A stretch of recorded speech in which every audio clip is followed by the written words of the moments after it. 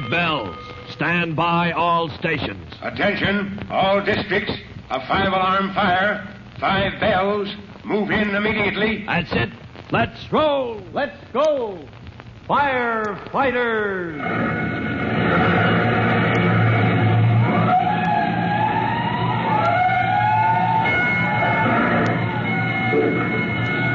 Presenting Firefighters, the true-to-life story of our unsung heroes who stand ready to ride by day or night against our most murderous enemy, the demon of fire. In just a minute, we'll move to the scene of the mystery fire at the waterfront, where Tim Collins, rookie fireman, and the officer of Engine Company 209 are confronted with one of the hardest puzzles a fireman has ever called upon to solve. The problem of a fire they cannot locate, even though clouds of smoke betray its presence at some point unknown beneath the surface of the dock. Before we join the search, here's an important message.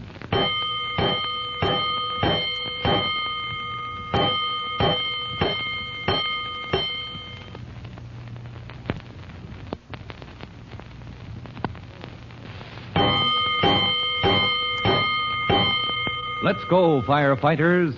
Let's go to the midnight black tunnel under the dock, where you remember Tim Collins, rookie fireman, and Lieutenant Greenspan are poling their boat along, threading their way among huge wooden piles that block their progress and cut them off from the light of day. Just a moment ago, Lieutenant Greenspan ordered Greenspan. More to your left, Collins. Shove the boat to the left. Left? Well, that'll take us out from under the dock. Sure, that's where you're heading now, out toward daylight.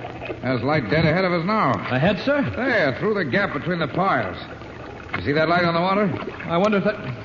Let me take that hand lamp, sir. All right, but careful. If it goes overside, we'll never find our way out. That's no daylight, sir. Here, what's the idea? Why did you switch that light off? Well, look ahead. That isn't daylight. That's the glow from the fire.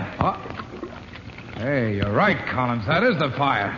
Pass me that other oar. Let's get over there. There, that's far enough. Can you stop her? Use the oar, sir. Brace it against that pile. Yeah. All right, I can hold her now. All right, throw it adrift. Yeah, it's a bed of coals up there, eating the heart right out of this dock. Yes, sir, but no flame, sir. 12 square feet of smoldering wood, but no flame. Not enough air. Well, there'll be air in a minute. That's the boys up there with axes up on the dock. And it's time for us to get out of here, Collins. When air gets in, that bed of coals would blaze up like a bonfire. Yes, sir. Snap on the light, sir. Right. Follow the beam. That should get us out to open water. Yes, sir. Brace yourself. Put your muscle into it, Collins. Come on. Clean on that oar.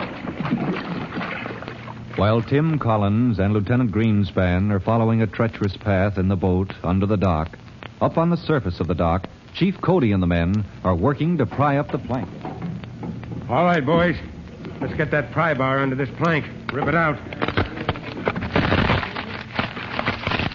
There. That's it. That's where the smoke is coming from. Down below that false flooring. You with the hose. Get that line up here. Ahoy! Ahoy, the dock! Where are you? Here! Down here in the water! In the water? Great blazing blisters. I thought you two were lost or shipwrecked under the dock. We've located the fire, Chief Cody. So have we. But I can't get down to it without dynamite. Those beams are 2 feet square. No way to get between them. I want the fog nozzle, sir. I'll hit it from below. Fog nozzle? Bring up the spray. Anything else, Lieutenant? Stand by with another hose line on the dock, Chief. With you and Collins down below? In that flimsy boat? Why, the stream would sink you. Hold the stream until I give the word. We'll be out and away. But I want that water ready in case there's an outbreak. Fog nozzle ready, Chief. Fasten the line on that nozzle and bring it here. Give us a full length of hose, Chief. We've got to get right under the middle of the dock. This is your fire, Lieutenant. You know what you're doing, but there's a thick scum of oil on that water. Yeah, I know, Chief. Fumes are enough to make a man seasick down under the dock. If a blazing ember should fall into that oil... All right, so you'll have a couple of fried firemen on the roster. That's the chance we take. There's the fog nozzle, sir. Lower away. Coming down. All right, got it, Chief. I'll keep feeding that hose line. We'll pay out the hose as you go. All right, Collins, I'll turn the line. Push us back under the dock. 209! Engine 209, give me another line of hose. Where's the man in charge? I demand to see the man in charge. Who let this man come out on the dock? You, what are you doing here, mister? What are you doing here would be more to the point. Almost an hour since the alarm was rung in and you men began swarming over my dock. Oh, I saw everything. I watched you from my office window. Oh, you're from the Towboat Company. I am the Towboat Company. I am used to this Tennacombe. Well, now, is that so? It is. You'll find out that Tennacombe Towboat Company isn't to be trifled with either. And you've been trifling with my dock for almost an hour. You've done nothing. Nothing at all but rip up my planks. Well, I'll tell you how it is, Mr. Tennacombe. Oh, no. I'll tell you how it is. My tugs. Tennacombe Company's 4 towboats use this dock. My 4 towboats are due to dock here in... where's my watch? They're not going to dock here, mister, until this fire is out. And why, may I ask, don't you put it out? Because we just found it, that's why. Mr. Tennacombe, this is the meanest kind of fire we ever run into. The kind you have to search for, maybe for hours, before you can attack it. Well, you have found it, haven't you? After tearing my dock to pieces? Right down that hole, isn't it? Now I demand that you put that fire out. Mister, 2 of my men are under your dock this minute, risking their lives to put your fire out. Now get off this dock. Maybe it belongs to you, but the fire department is in control right now. You're in the way. You're insolent as well as incompetent, eh? I'll complain about this. I'll carry this right to Chief Cody himself. I'll take it to headquarters. Yes, do that, Mr. Tennacombe. Chief Cody will be glad to see you anytime. Now get off this dock or I'll have you carried off. And now let's see what is happening to Lieutenant Greenspan and Tim Collins down in the murky waters below the dock. Keep the boat moving forward, Collins. We'll be ready to hold her. Well, when you give the word. Now, the light is stronger. Shove on that oar. Yes, sir. Look, sir. There's flame. Yeah, I expected that. Opening the planks up above, they'd give enough here to let her blaze up. She's getting oxygen now. Steady. Let me size this up. Yes, sir. Oh, pieces are beginning to burn off and fall. Look, there's a regular torch. And heat is building up. The soil on the water is beginning to vaporize. Yes, sir. We'll give it water vapor. Ready with that fog nozzle. Ready, sir. All right, get down. Brace yourself against the side of the boat. Yes, sir. Now wedge the oar against this pile. Keep us in place. You want me to aim at those timbers where the flames are beginning to run back and forth? No, aim for the center out there, just Yes, like sir. a room with fire and ceiling and floor. I want you to fill it with fog. All right, let her go. Like a room is right. Like a fog in a box. I can't see anything at all. Keep it up, Collins. That fog chokes off oxygen. The fire can't breathe. Neither can we. Shove the boat ahead, sir. Let's get right under the burned area. All right. Get down. Down as low as you can. There's air to breathe. Bottom of the boat. Yes, sir. Shove on that oar, sir. Temperature's dropping. The oil can't burn now. Can't see anything. Where's the hand lamp, Lieutenant? No good. Won't penetrate this fog. Cut it out. Cut off the fog. The oar. Pass me that oar. We're out of it. Here's air, sir. We can breathe. Almost got me. Well, if it got the fire, that's what it's for. Looks like it did, sir. Now, let's try that lamp again. It's thick as fog at sea. Choking that fire, soaking into the wood. No sign of fire left, sir. Now, that's done it, Collins. How do you like that? Almost an hour we put in finding the fire and less than 5 minutes to put it out. Remember your rule book, Collins? Oh, sure, sir. Locate the fire, confine it, extinguish it. Yep. And the funny thing is, each of those rules is as important as the other 2 put together. Huh? Could you say that again, Lieutenant? Well, never mind. We've still got work to do. Let's get back to Chief Coley.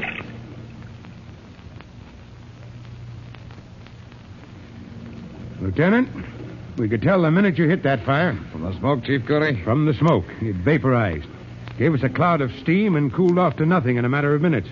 No need for your auxiliary hose line. Well, I'll have a man stand by until we complete the overhaul. Hook and ladder, company. Prepare to overhaul. Collins, get that fog nozzle back to the engine. Yes, sir, but Lieutenant... Get that planking back in place at once. Spike it down. Yeah, that'll please Mr. Tennacombe. Tennacombe Towboat, the man who owns the dock. Lieutenant Greenspan. Collins, you still here? Let's get that line picked up. Yes, sir, but look, there on the planks. Huh? Looks like ashes. That's what I thought, sir. And there, and over there. Somebody's been dumping ashes on this dock. Ashes by the bucketful. Collins. Yes, sir. Collins, a man named Tannacombe has been in my hair this afternoon. You'll find him in those offices over there. Towboat Company headquarters. Yes, sir. Bring him to me, right here. You have to bring him under your arm.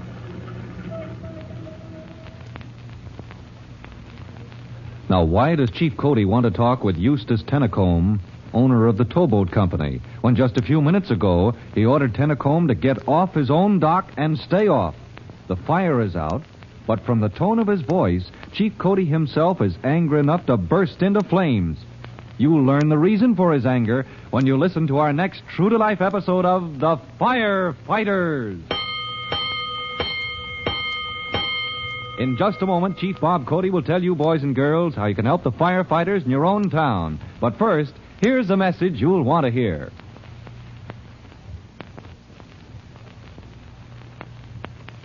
And now, Chief Bob Cody with a special assignment for the Firefighters Brigade. Chief Cody. Boys and girls, this is Chief Cody, and here's your special assignment. Firefighters, attention. Each one of you is to inspect your own home for this special type of fire hazard. Look at the partitions through which heating pipes pass. Are those pipes properly insulated? Remember, heat alone can be enough to start a fire in wood, paper, and other combustible materials. So inspect the heating pipes in your home. That is all. So long for now, and you'll be hearing from me soon. Fire Chief Cody and the young rookie fireman Tim Collins will be back on the same station the next time you hear... That's it. Let's roll!